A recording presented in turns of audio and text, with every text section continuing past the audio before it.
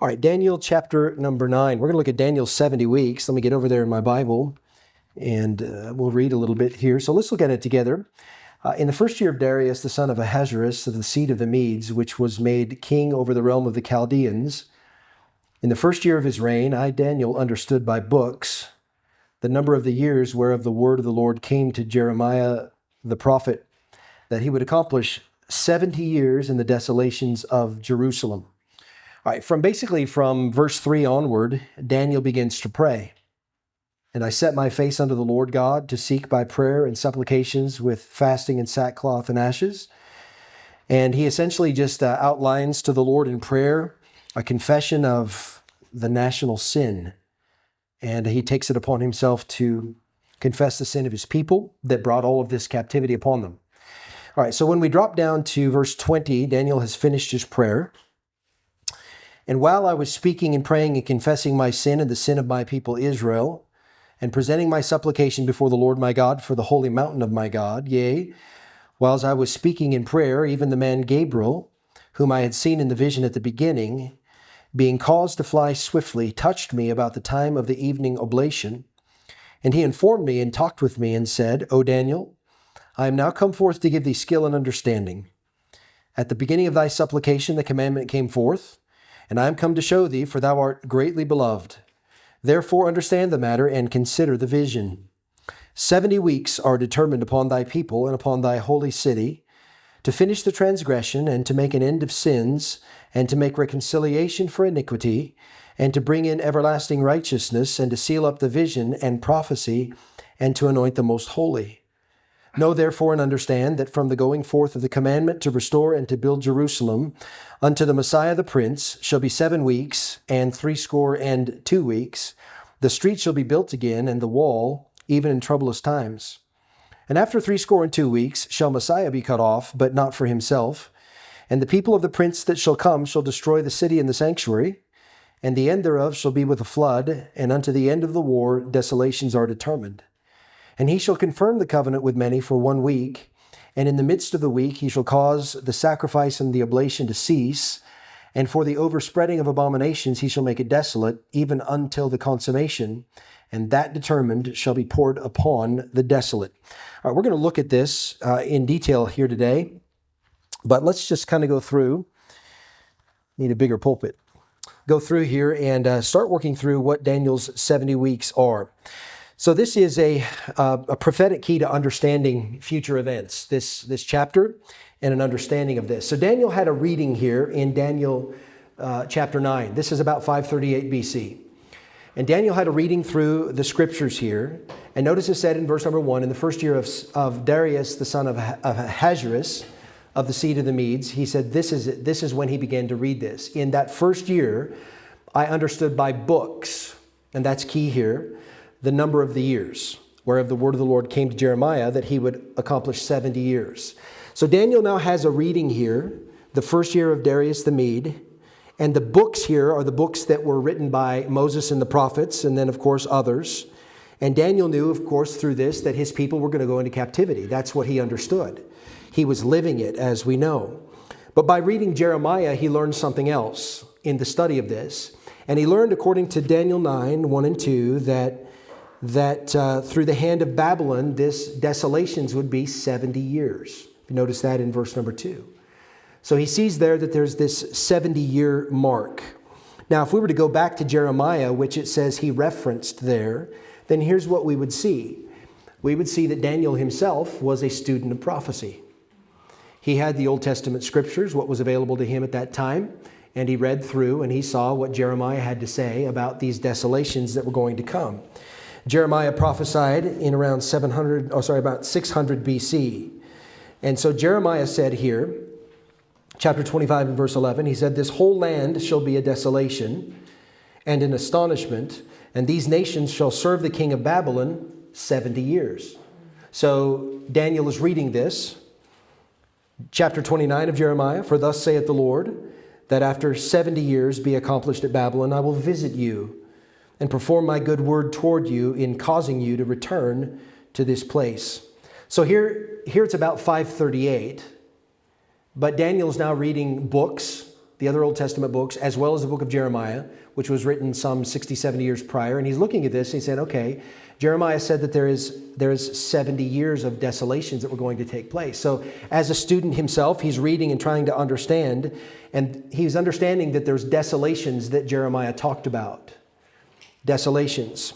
So the desolations were these 70 years of captivity in Babylon from early 589 BC to around late 520. These were the years of desolations.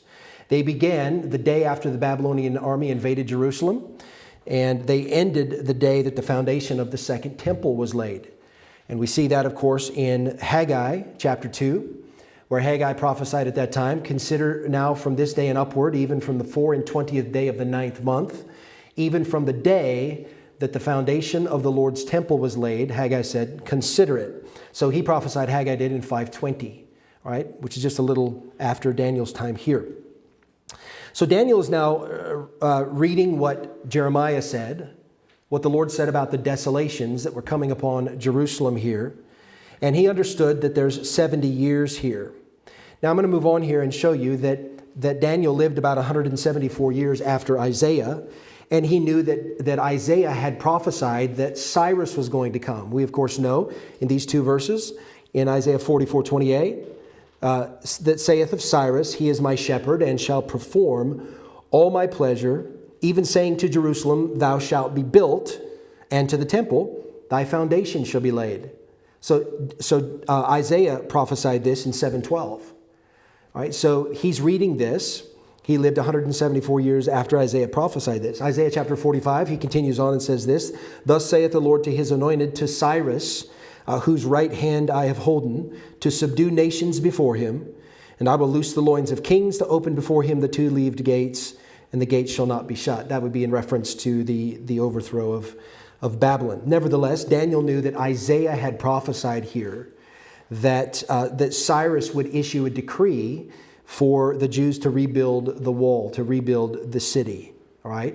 So Daniel sees all this. So what you have is Daniel looking at the Old Testament scriptures prior to his time, and he's trying to work out, how does this fit with where I'm at and what I'm seeing today?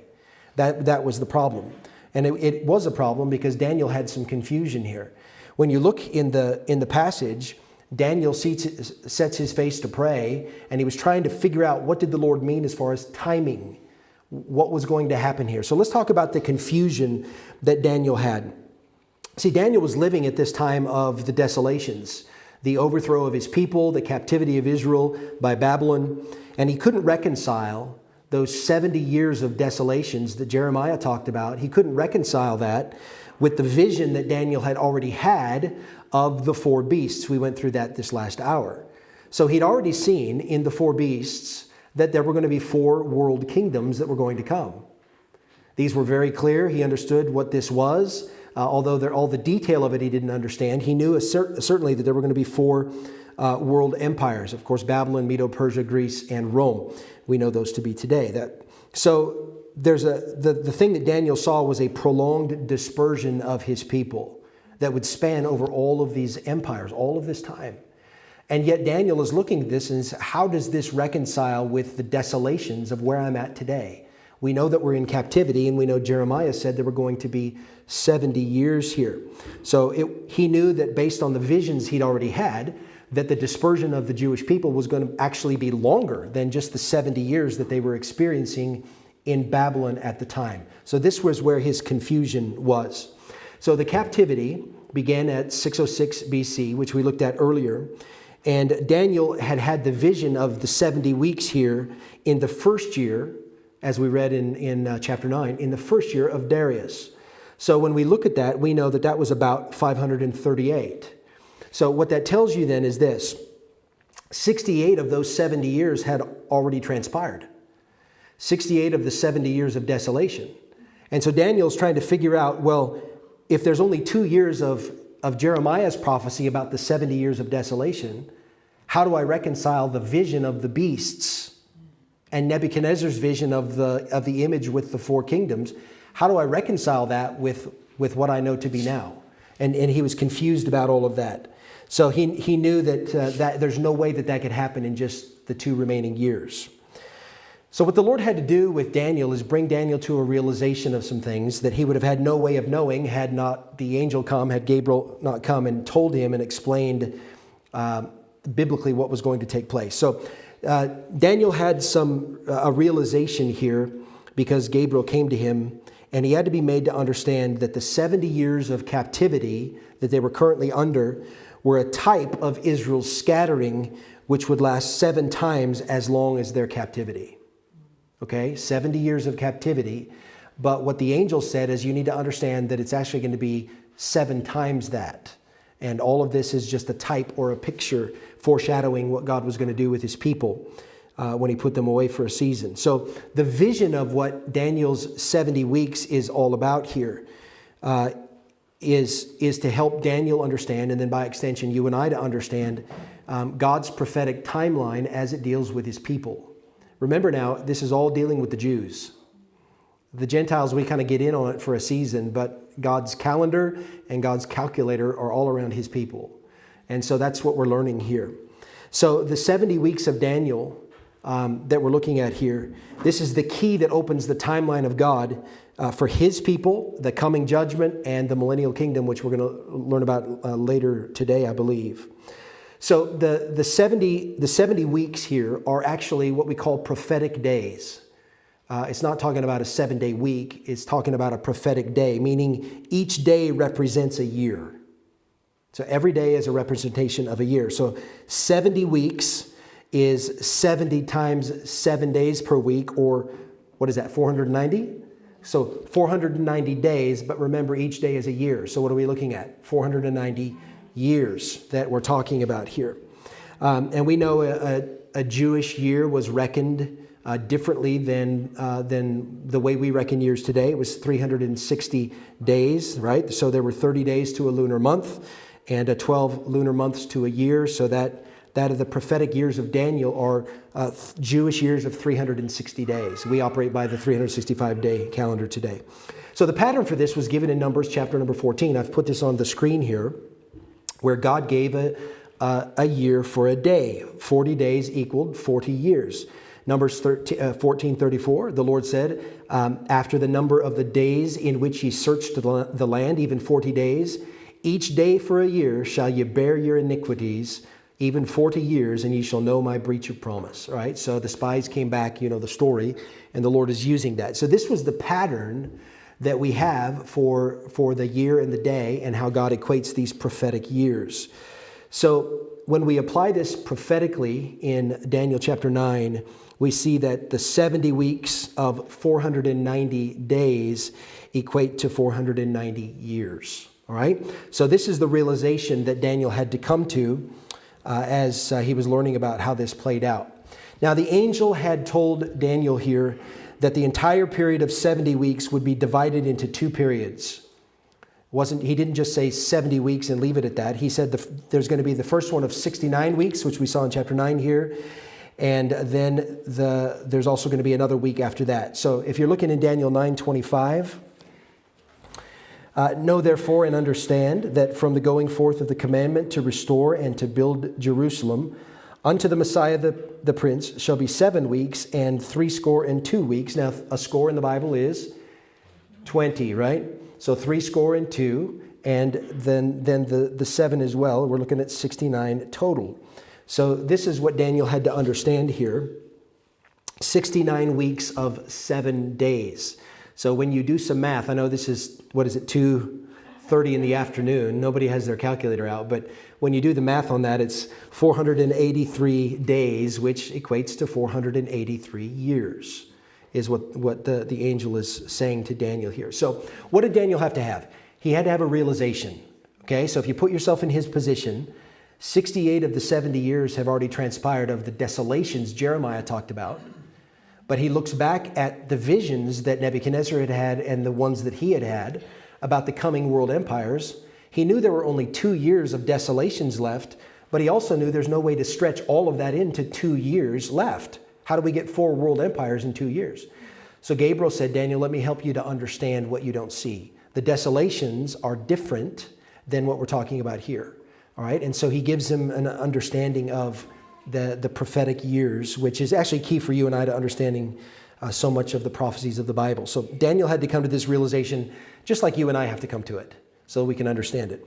Now, can I just say there's nobody that has perfect understanding of all of this, but we're going to get the best we can on this, and I think we'll see this. Now, something else too, that if you understand how things are reckoned, how time is reckoned. I've been studying the timeline of the Bible in our church, and one thing that was clear to me early on as I started studying this was that even great and learned men, when they're looking at matters of chronology and dates in the Bible, have varying opinions. And sometimes you might be 6 months one direction or maybe 6 months the other direction. So depending on how you reckon where the time starts, it could be the end of one year or the beginning of another year. So just keep that in mind as we go through this. So let's look at the start of the prophetic cycle here. So we have a fixed start date of this prophetic cycle, and it's the Jewish month Nisan in the Bible of 445. And this stems from the time that Artaxerxes gave his edict to rebuild the walls of Jerusalem. So if you're looking in Daniel 9:25 or on the screen here, the angel said, "Know therefore and understand that from the going forth of the commandment to restore and build Jerusalem unto the Messiah the Prince shall be 7 weeks." So from is the operative word there. It starts right there from that edict to build the wall. Of course, we know that was given to Nehemiah, right? The king said, "What are you asking for?" And he prayed, and Nehemiah, and then he said, "I want to go back and build the city of my fathers." And the king essentially said, "Okay, how long will you be gone?" And so the clock starts at that point. So the start of this prophetic cycle of these 70 years, or Daniel's 70 weeks as we refer to it here, is 7 times the 70 years of desolations that we understand that Jeremiah spoke about here. So this is the start of this prophetic cycle. All right, so we know then, of course, that from our earlier session that Babylon was conquered by the Medo-Persian Empire, and then we see history unfolding until you have Greece absorbed into the Roman Empire, and then eventually the fading away of the Roman Empire. The Roman Empire never actually was conquered, because it still exists today, as we know, in more of a mystery form than anything else. All right, so what we know is that the times of the Gentiles have marched on, but one thing that Daniel couldn't see, nor could any of the Old Testament prophets, was what we know the valley to be, the peaks of mountain prophecy, right? So they could see the coming kingdom and they could see where they were, but they missed the intervening age. They couldn't see it. We know, of course, that intervening age is the church age in which you and I are living today.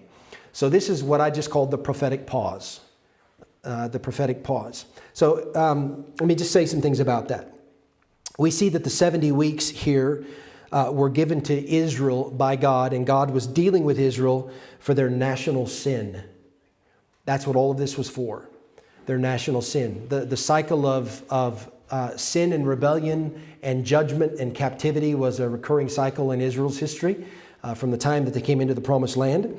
And so these 70 weeks given to Daniel are because of Israel's national sin, which is why in Daniel 9 he confessed the national sin of his people.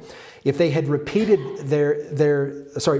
of their sin in the gospel narrative, and if they had not denied the just one, then what we would have seen here is Daniel's 70th week would have continued without interruption. But that didn't happen, as we know at the end of the gospel stories. Israel continued in their rebellion. "We have no king but Caesar." That's what they cried out that day.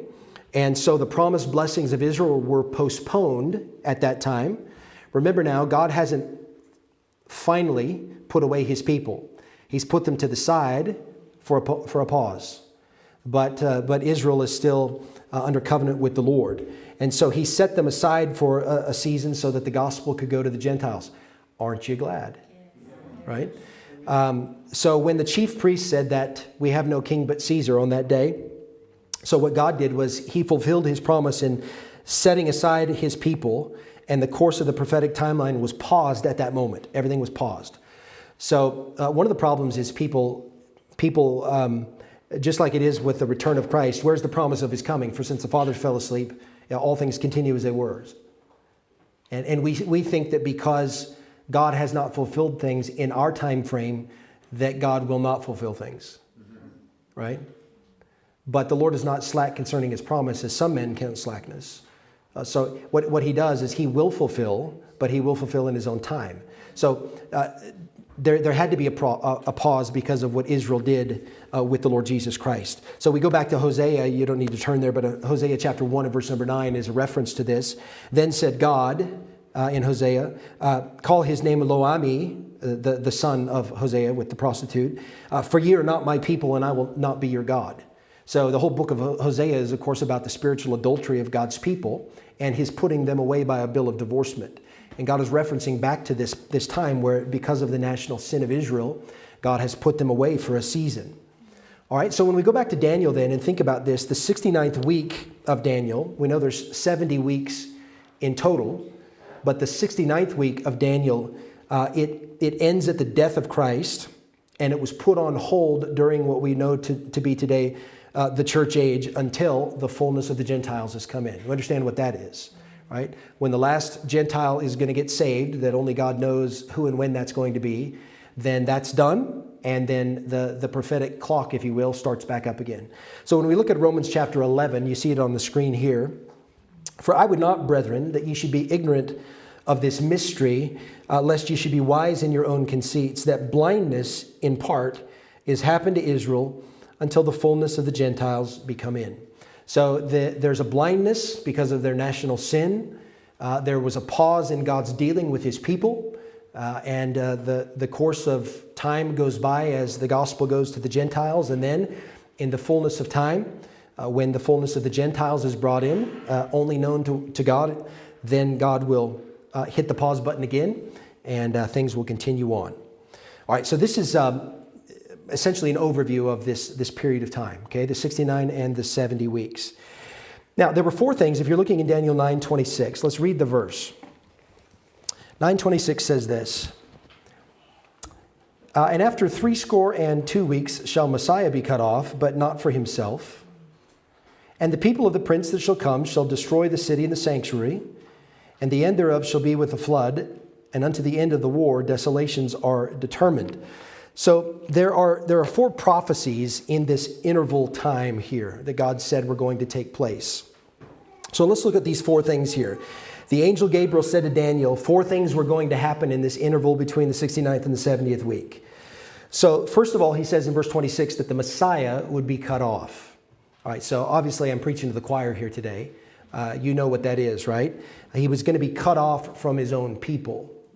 Speaking of the Lord Jesus Christ, John 1:11, he came unto his own, and his own received him not, right? So he was cut off from his people. Jesus died, didn't he?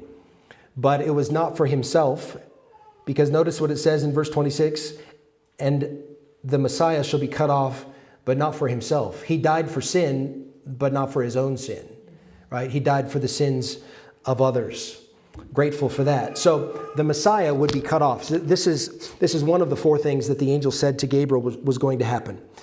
Secondly, in verse number 26, if you're looking at it there, the people of the prince that shall come shall destroy the city and the sanctuary.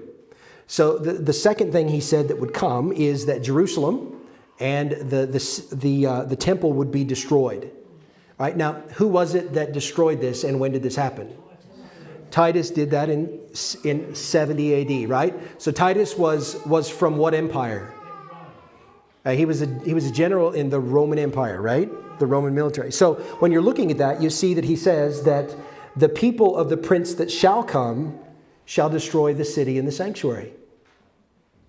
So the prince that shall come is speaking of the Antichrist, but the people of that prince that will come in the future, the people that were still future to Daniel's day anyway, are talking about the Roman Empire that existed that brought Israel under bondage and captivity at that time. So the people, he's talking about the Romans here. And of course, we know that Titus destroyed the city and the sanctuary. Let me read you a quote from Josephus in his narrative on the wars of the Jews. Here's what he said. Jerusalem was so thoroughly razed to the ground by those that demolished it to its foundations that nothing was left that could ever persuade visitors that it had once been a place of habitation. It was so totally decimated. Have you ever read anything by Josephus? It's interesting to read it. And when you read it, you see some of the most horrific things that took place. War is ugly anyway. But some of the things that took place at that time, the Romans actually had not initially meant to burn the temple down. But some of the soldiers set fire to a part of the temple when you read what Josephus had to say about it. And when Titus went in to try to stop it, they wouldn't listen to him and torched the whole thing. People dying of starvation because of the siege. It's just a horrific account of what took place because of the national sin of his people. So this was all a part of what Gabriel had said to Daniel about these 4 things that were going to take place in the interval, in this prophetic pause between the weeks. That was going to happen here. All right, so Jerusalem and the temple would be destroyed. Notice thirdly in that verse number 26, there's going to be a prince that's going to come in that middle part of the verse. There's a prince that's going to come. So he's going to come. This prince that would come is going to come from the same nationality of the people that destroyed the temple and the sanctuary. We know that to be Roman, right? So the prince is going to come from there. And that's obviously a future thing even to you and I today, right? The Antichrist isn't here, at least not that we know of. And he's not in power and authority in any way. So we know that the Romans destroyed the city, so the Antichrist will hail from there. Now, there's more to be said about his lineage and his genealogy, about being an Assyrian and all the rest of it. But that's not the point we're trying to make. He's going to come from there. Fourthly, then, there's a 4th thing that the angel said prophetically was going to happen in the interval. 4th thing here is that the land would be desolate until the war ends. If we look at the end of verse number 26, and the end thereof shall be with a flood, and unto the end of the war desolations are determined. The flood is not water, but armies, people that have overthrown. And until the end of the war, desolations are determined. The land was going to be desolate, and that desolation would continue, as we know, until the second coming of Christ and the beginning of the millennial kingdom. When Brother Peter gives a study, is that tonight, Brother Peter, on the millennium? When that happens, you'll find what the Lord says about how he's going to cleanse the land. The river's going to come out from the Mount of Olives and cleanse the land, all right? All of that is going to be reconciled at one point and reversed in the millennial kingdom. So what we have then is we have these prophecies of the interval here, but it still leaves us with the 70th week. And this is obviously a point of interest for a lot of people. The 70th week, it's a pretty horrific thing. We saw earlier that the 69 prophetic years were fulfilled. There's a pause. And then the church age has been standing in the gap between those two. That means then that there's 1 week left in Daniel's 70 weeks, right? 1 week left, and we obviously refer to that as Daniel's 70th week. So let's look at a few things about this. First of all, there are interchangeable terms here to some extent about this period of time. We know that it's called the time of Jacob's trouble. Jeremiah chapter 30, verse number 7. Alas, for that day is great, so that none is like it. It is even the time of Jacob's trouble, but he shall be saved out of it. All right, so we know it's the time of Jacob's trouble. Now again, this just flags in our mind an understanding that God is dealing with his people during this time. He's dealing with his people, the Jews. It's also called Daniel's 70th week. We're here in chapter 9, verse number 27. And he shall confirm the covenant with many for 1 week. Speaking, of course, of the Antichrist and the treaty there. But we refer to that as Daniel's 70th week. This period of time is also referred to as the tribulation or the Great Tribulation. Matthew 24, verse 21, the Lord said, "For then shall be great tribulation, such as was not since the beginning of the world to this time, no, nor ever shall be."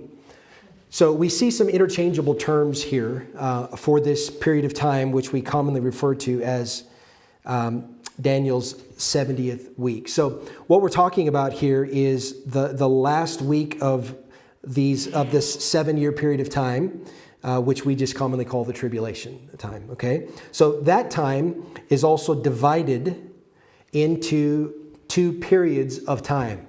The last 7 years, Daniel's 70th week, the tribulation time, right? So it's divided into 2 segments, and we see that here in Daniel, we see that in Matthew, we see that in book of Revelation, all right? So there's 3.5 and 3.5. Even for public school, I can figure that's 7, right? So we've got a breakdown into two periods of time. So the first 3.5 years is called the tribulation of those days. Now, if you're looking in Matthew 24, I've given reference to it here. You can turn there, or I'll just read you the verse. The Lord said this, immediately after the tribulation of those days shall the sun be darkened, the moon shall not give her light, the stars shall fall from heaven, the powers of heaven shall be shaken. That's talking about the midpoint of the tribulation. Okay? This is the rise of the Antichrist and the last part of the tribulation. So what the first half of that period of time is, that first 3.5 years, Jesus talked about it being the tribulation of those days. So tribulation is great trial, there's no doubt about it. But he just called it the tribulation of those days. Now this begins by a confirmation of a treaty of peace that the Antichrist makes to secure his political power. And so there's the beginning of this time. And we know in Daniel 9, as we're here, it says that he will confirm the covenant with many for 1 week. That starts essentially at the beginning point of the tribulation. Okay? We know in Matthew 24, that I just read you this verse, that in this first 3.5 years, we know that a third of the sun and the moon and the stars are going to go out. And we know that that's going to take place right there. We also know from the book of Revelation that John outlines the famine, the plagues, the war, the destruction, desolation of the natural world during the first 3.5 years of these sealed judgments. We see that that's going to take place. All right, so that's the first half. Now, this is not a study today of the tribulation and the judgments of the tribulation, just more or less giving you a broader picture of that so that we understand the 70 weeks. All right, then we have the second half of the 70 weeks, but it's broken up by an event. And you see on the throne here, the event in Matthew 24 and verse number 15 is the Antichrist coming in. Let me just read that to you. Get that in my Bible here. All right, Matthew 24. When you therefore shall see the abomination of desolation spoken of by Daniel the prophet stand in the holy place, whoso readeth, let him understand. Then let them which be in Judea flee to the mountains. If you're on the housetop, don't come down. If you're in the field, don't go back and take your clothes. All right, and then he starts the woe. If you're a nursing mother, woe to you. If it's winter, woe to you, right? So this defining moment is in Daniel 9, the abomination of desolation. And Jesus references that in the book of Matthew, right? So this is the middle point of the tribulation. And this is where the Antichrist now sets, in 2 Thessalonians, sets himself up in the temple of God, saying that he is God, demands to be worshipped as God. And then quite literally, if you thought the first 3.5 years were bad, then all hell breaks loose on the world for the next 3.5 years. All right, so this second half of the 70th week then begins after the Antichrist rises up and says he's God. And this is what the Bible refers to and we understand to be the Great Tribulation. So the first half, yes, it's bad. We have a tendency to call this whole thing the tribulation, which is not wrong, but the Great Tribulation is the last 3.5, and the tribulation of those days is the first 3.5. So it's bad, but then it's really bad, if you want to view it that way, okay? Maybe a crude way to say it. So this Great Tribulation, you can go back to Revelation chapter 7, chapter 11, 12, 14, 13, other places in Revelation, and you can look at the events of that time. So a couple things about this. In Matthew 24, 21, which you see on the screen here, for then shall be great tribulation, Jesus said, listen to this, such as was not since the beginning of this world to this time, no, nor ever shall be. It's going to be worse than humanity could ever possibly imagine. You know, all of the fiction we see from Hollywood cannot even scratch the surface of reality about the awfulness of that time. And when you look at, even just run some crude numbers about any amount of world population that may exist at that time, we have no idea how many that's going to be, but you're looking at a vast majority of the world's population that's going to die in a really short period of time. So there's just some horrific things that are going to take place during that period of time. This is marked, this beginning of the last 3.5 years is going to be marked by the breaking of that treaty of peace which the Antichrist made with Israel. And it sets up, of course, the abomination of desolation. And then the Great Tribulation begins. And so there's a great persecution of Israel, as Jesus foretold here and forewarned in Matthew 24. You better run because he's going to try to kill you. And of course, in Revelation, John sees that the Lord opens up the earth and swallows up the flood that the devil sends out, and God supernaturally provides himself in that pavilion that Job talks about, and takes care of his people for that period of time, the last 3.5 years. We know, of course, that the vial judgments are poured out at this time, the revelation of Mystery Babylon, and then its subsequent destruction in the end of the book of Revelation all take place, of course, during this last 3.5 years. And so Daniel's 70th week, this will be the time frame in which God completes his dealings with his chosen nation of Israel. So one of the things the world doesn't understand, they oftentimes will accuse us as Bible-believing Christians of just blindly accepting and following everything that Israel does today as being right. And we understand that it's a nation blinded. We've looked at that already. We understand that they're under the judgment of God, even currently, correct? And we understand because they have not trusted Christ nationally, we understand that they're not a perfect nation. We understand that. But we also understand that God has not stopped his dealings with his people, nor has that covenant with Israel been broken. And so we do support the nation, understanding biblically why behind that. But there's going to come a day, as we look at this, at the end of this last 3.5 years, the end of Daniel's 70th week, where all that he has to do to judge the national disobedience and rebellion of his people will be fulfilled. And then, of course, the kingdom age comes in, as we'll learn about a little bit later on. So let me give you a summary of this very quickly here. The blessings promised to Judah and Israel were postponed because of their national rebellion until after a period described as 70 weeks. It's a summary. These 70 weeks represent 70 times 7 prophetic years of 360 days. They began at the decree for rebuilding Jerusalem, and this was decreed by Artaxerxes in the 20th year of his reign. He authorized Nehemiah to rebuild the wall of Jerusalem, and secular historians know that to be 444 or 445 BC, depending on how you reckon the date.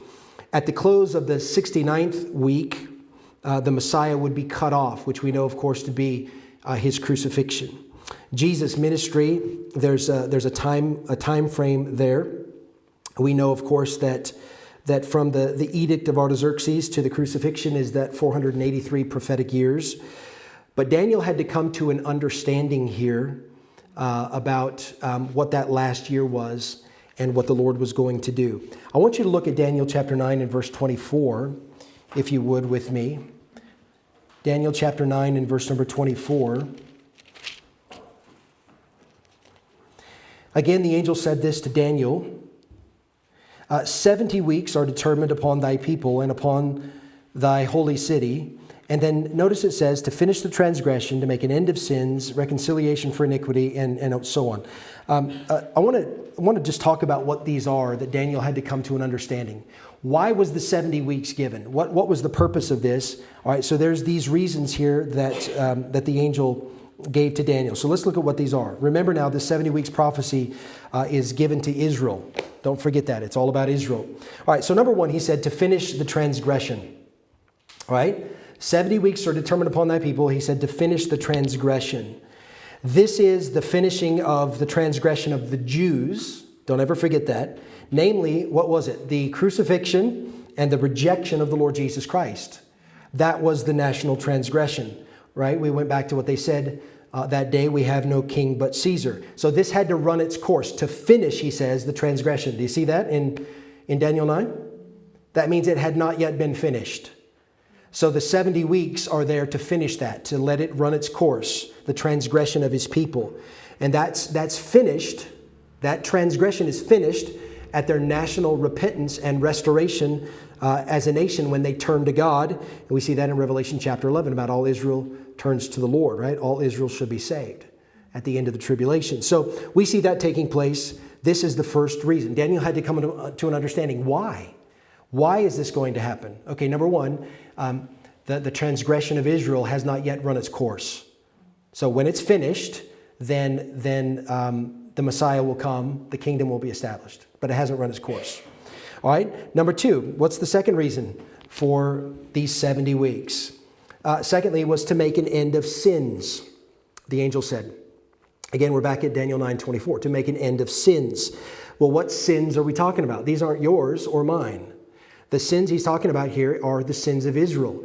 Keep in mind, everything we're learning about here is God dealing with his own people, the Jews. This is the sins of Israel. Romans 11 and verse number 27, for this is my covenant unto them when I shall take away their sins. God speaking of his people, right? Yet future. Yet future, right? So that hasn't run its course yet. So this happens, of course, when the deliverer, capital D, comes at the second advent. And we see again that in Romans chapter number 11. Right? He will come a deliverer, and he will take away their sins. So the second reason then for the 70 weeks, it was to finish the transgression. Secondly, it was to make an end of sins, the sins of Israel as God's chosen people. Okay, thirdly, what's the third reason for it? The angel told him to make reconciliation for iniquity. So this is the reconciliation of Israel as a nation with their God. Not reconciling them to the other nations of the world or anything like that. It's reconciliation of the nation with their God, because now they're estranged from God. Okay, at the current time, Israel is estranged from God. They don't know him. They're estranged from him. Going back to Hosea again, what a wonderful book that sheds so much light on all of this. Hosea 2 and verse 2, plead with your mother, the Lord said, plead, for she is not my wife, neither am I her husband. What is that? That's a separation. It's not a reconciliation. And so the third reason for Daniel's 70 weeks was to make a reconciliation. Why? For the iniquity of the people, the sin of Israel. That reconciliation, it begins in the tribulation with the calling out of that Jewish remnant, and it culminates at the return of the Lord Jesus Christ when the nation is converted, as we know, in a day. All right, so that is a reconciliation for the iniquity of his people. Keep in mind, in all of this, God is a better accountant than any of us. There is no ledger that will not be zeroed out, okay? Everything is on the books, and everything is well under his control. So everything that's happened with Israel in the past, God will bring it to its finality in his time and in his way. So when he outlines these things, why is this happening? God says, well, let me tell you.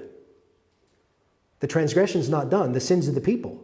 There's got to be a reconciliation for their iniquity. These things have already happened. I mean, from right now, that was 2,000 years ago. It's yet future to us. I mean, the tribulation hasn't even started yet. So God is making an account for things that will be finalized or finished. All right, look at the next one. Fourthly, what's the reason? To bring in everlasting righteousness.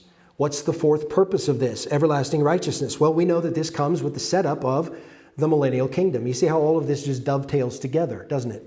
The setup of the millennial kingdom. In Jeremiah 31, 33 and 34, but this shall be the covenant that I will make with the house of Israel.